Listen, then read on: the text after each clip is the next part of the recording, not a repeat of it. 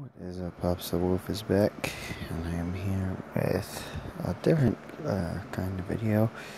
I wanted to play King of Dragon Pass. Now, it's an old text-based game, and I'm very actually happy to try and do something with this. I wasn't sure if I wanted to do this or do Tales of Valyria again, since I had lost my progress on my tablet for Tales of Valyria. I could have started over, but I wanted to try doing this. It's like I said, a text-based game. It's a mix of RPG, town management, and it's pretty hard. It's like really, really difficult. The most I've ever survived, I think, is like 8 years. Enemies and mistakes and stuff like that. So, it's been a while since I played, so I'm going to go ahead and get into this while the little one is trying to sleep.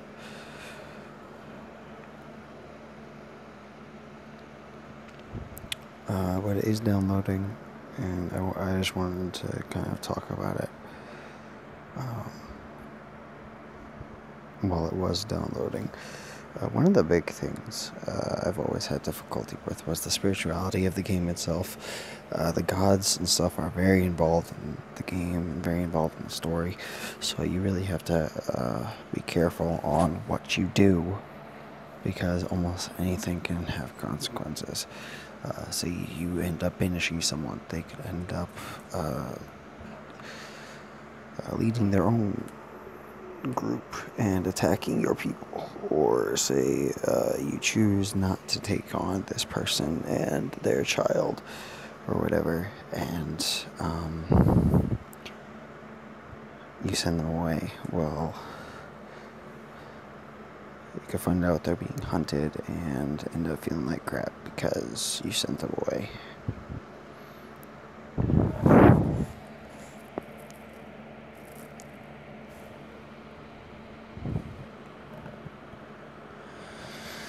But let's go ahead and get started with this. Oh, or it could take a little bit longer. Yeah, I was wicked excited to try and do something like this because I think it'd be really cool. And I don't have very many subscribers and stuff, but I think it'd be really cool if people could. Okay.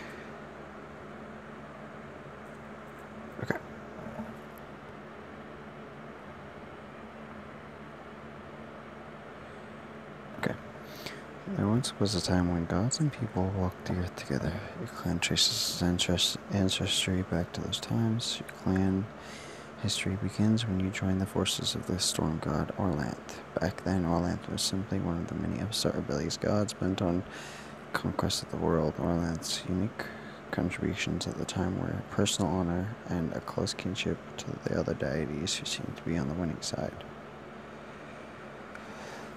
After many tribulations, adventures, and discoveries,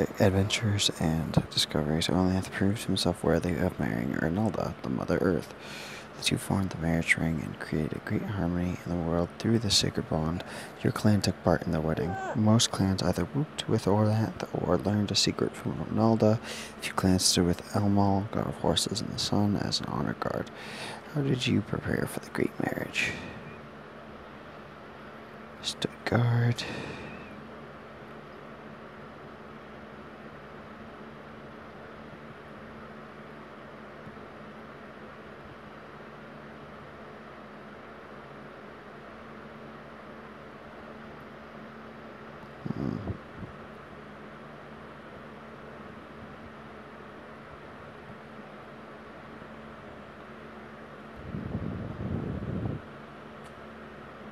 Orlanth struggled to remake the world was just beginning, and many other gods joined him in it. Orlanth fought Yelm, the Bright Emperor, and undertook many wars of conquest. Other more peaceful deeds were just as important. Your earliest famous event was healing Orlanth, when the merciful goddess joined his tribe. Skybear.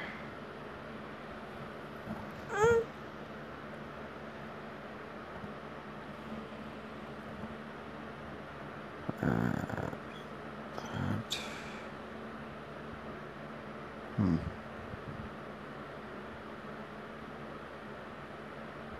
Clan making dance. I'm gonna go with that one because I always need help with the clan making ritual.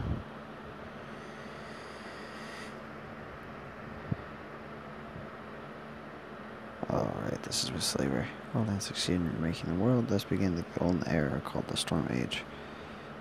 His son Vignot Ringcott was a famous warlord during this time. Most people in the area were his followers. He introduced new principles such as the rule of hospitality, which said that after you invite people into your steads, you could not attack or harm them. Thus was much treachery banished from Orlanthe society. Many who would not have survived agreed to his new ways in order to gain his protection.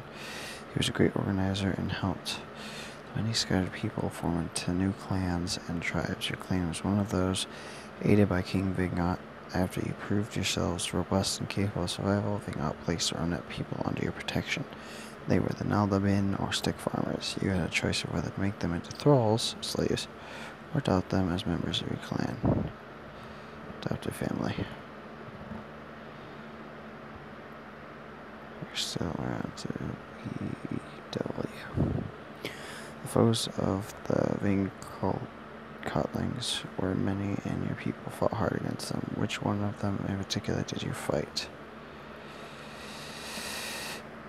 Oh boy.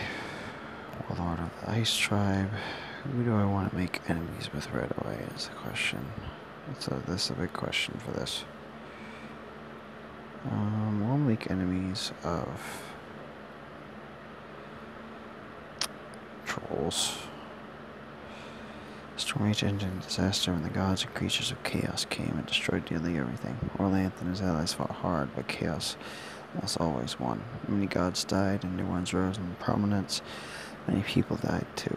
Catastrophes shook the world, the sun fall, the rain of blood, the terrible laughing tsunami.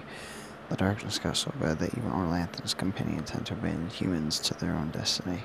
Only a few deities, either strong ones or weak ones, remained. The world stagnated and died. Your clan was diminished to a ragged handful of hardy survivors.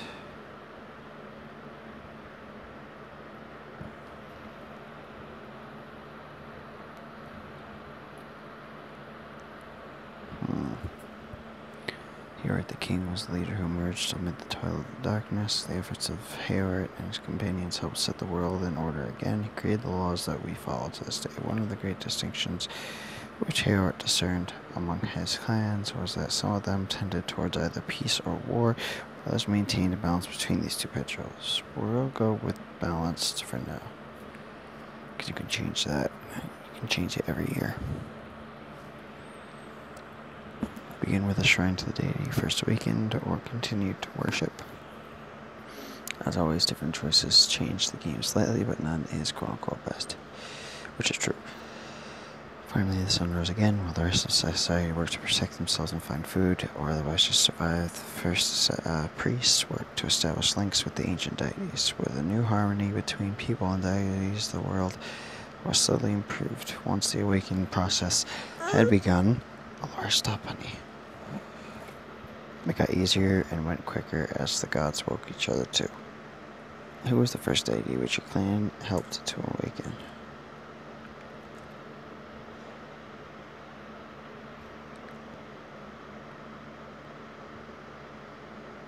None of our ancestors are good enough.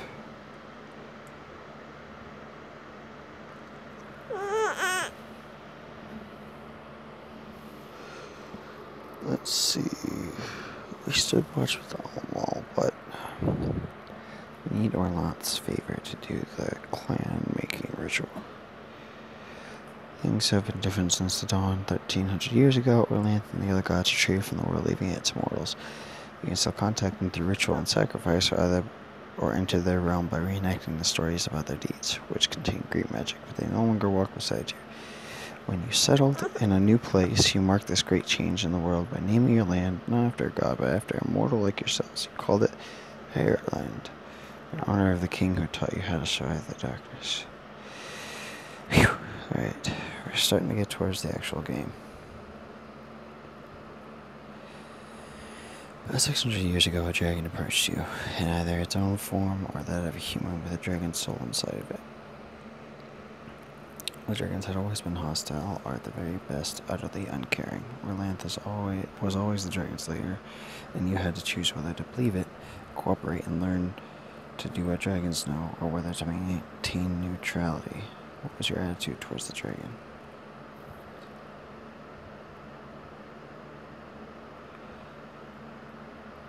The thing is, the dragons betray this leader and kill most of our people, but if we retain secrets of the knowledge, when we meet dragons or dragonkin, they can either join us or we can gain their favor, which was a good thing. Because I did get a dragon's favor, gain gold, gain knowledge, and stuff when I found him. And a dragon even assisted us when we were on the verge of defeat at one point. So I am going to go with positive.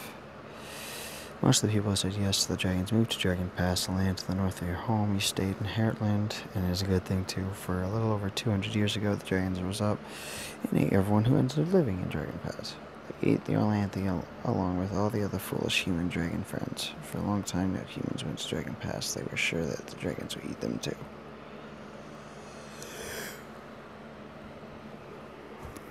Recent events made you think twice about the abandoned lands of Dragon Pass. A generation ago, a usurper called himself the Pharaoh came to Heartland and started a civil war. His clan broke into disputes, sometimes violent, about whether to support the Pharaoh. At the end, your group of dissidents decided it would be better to risk the dangers of Dragon Pass than to stay and kill your own kin.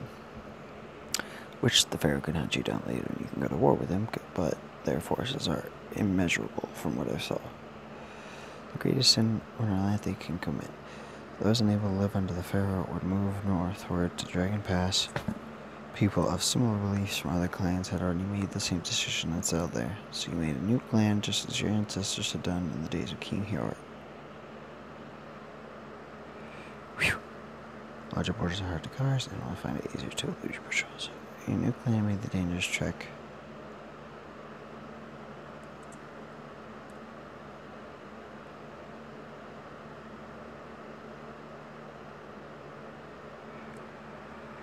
Like the other Orlanthe refuge from Heartland, you settled in Quivini Land, a mountainous area to the southeast of Dragon Pass. You call these lands your home, or Tula. Tradition required you to make a formal land claim. How much land did you claim? How much as we needed, no more than we needed to grow into. See, here's the thing, because the natives of this area are beast folk, and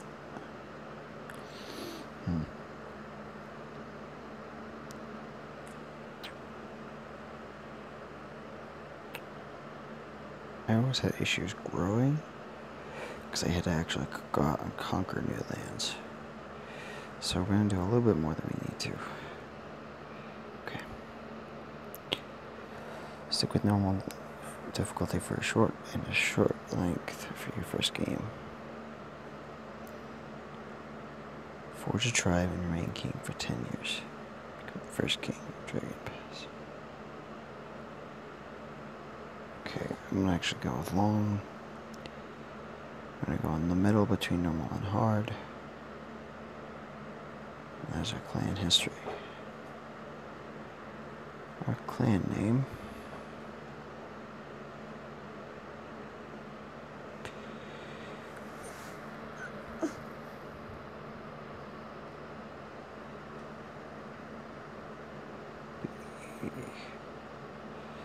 The Zaranthe? I don't know what that's from, but it sounds alright. Now play.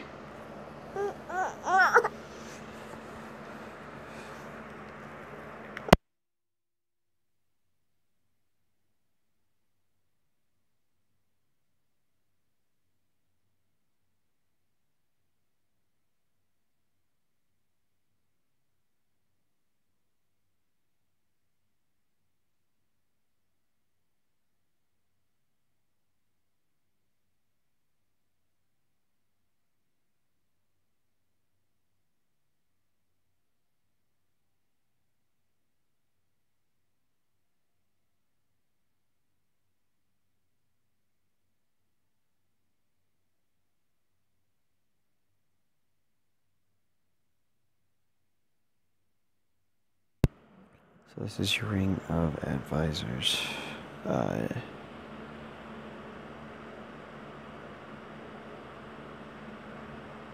Did perform the hero quest. Elmore guards the stead. 3 to diplomacy. Rituals for war, trade, and mysteries. Like you spend your magic, yep, keep at least 1 point in reserve. Okay.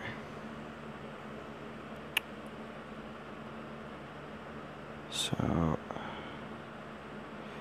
3 in diplomacy. War. Mysteries. And trade, you said? What's the leader? Rituals for war, trade, and mysteries.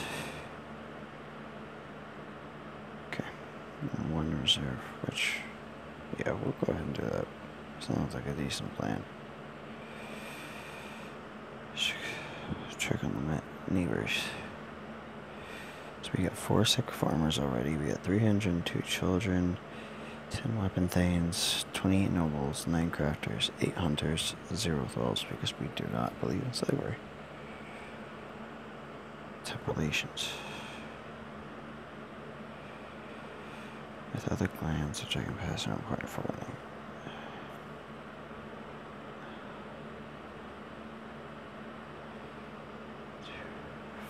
Favors due.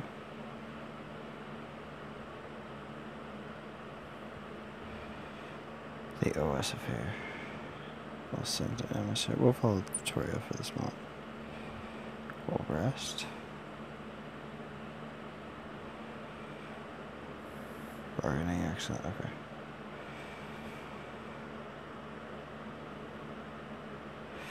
Well, demand tribute. Add a bit more footmen.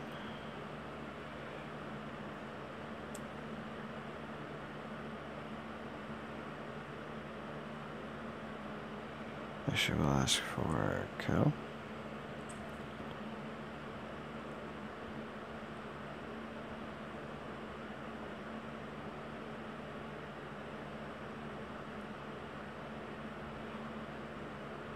We'll actually do ask for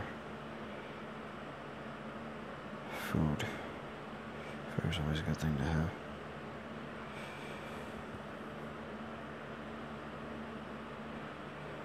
Okay, so our good seller, trader priestess of the Talking God Esaries has come to trade. In addition to the usual exchange of goods, she asks if we have any white horses.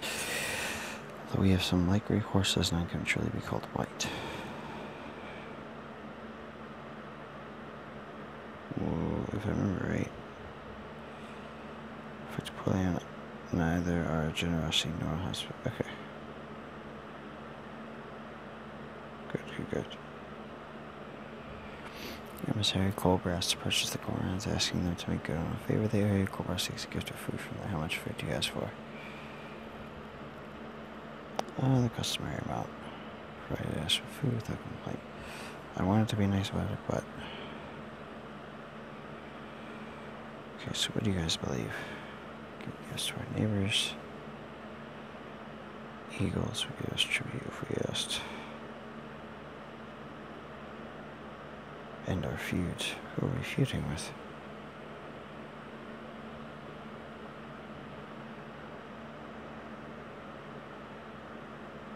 Okay, where are we? Where those aren't they? Right here. A shot of our neighbors. I don't like that. Why are we feuding with them?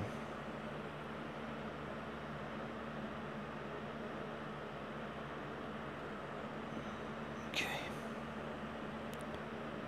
4 weapon thanes, 10 footmen, 10 cattle gifts.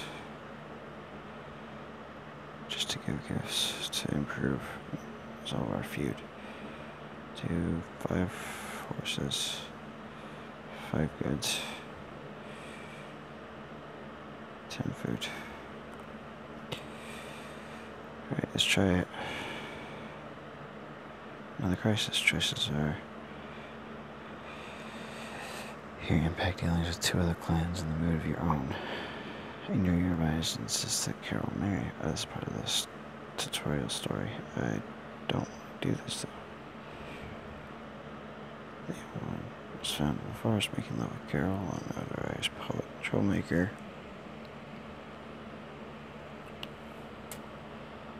On the fence against the gods, but she's betrothed to Yoradar, a young thane of the Eagle Clan, and the wedding is scheduled for next season. I got no other options.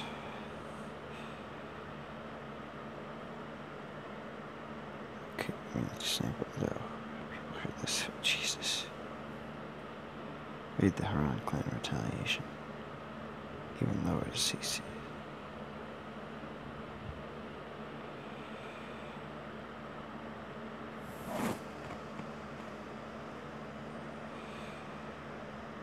Doing 90 Hotman. 4 of the weapon thanes.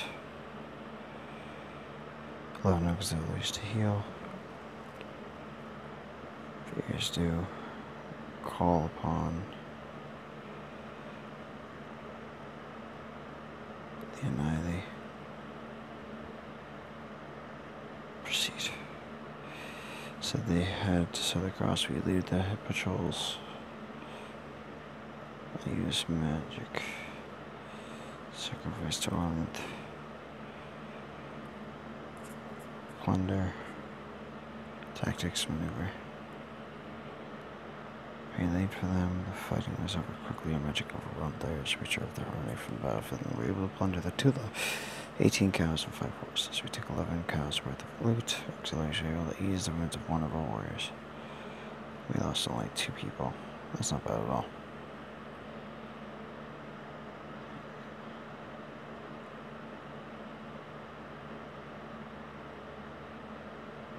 I don't know where anything but the cross for the upcoming year, though. Brands has presented your gifts to the best shot clan and extend an offer of peace. They seem comfortable accepting such a large amount of gifts, but do not give them back. The chief is reserved. Clan chair seems receptive.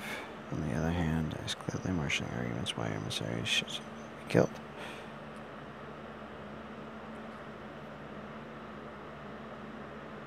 Get rid of that. Can you do that? Choices there. Oh. Okay. Well, that was mean.